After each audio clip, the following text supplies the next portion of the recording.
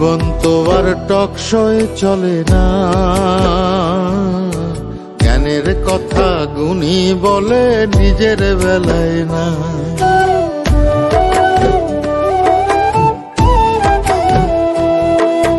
জীবন তো আর টকশয় চলে না,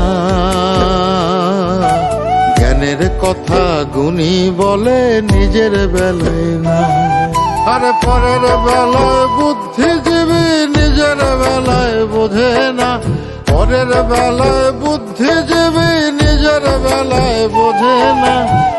নিজের স্বার্থ কেউ কখনো একটা চুলো ছাড়ে না, নিজের স্বার্থ কেউ কখনো একটা চুলো ছাড়ে না। জীবন তো আর টকশয় চলে না,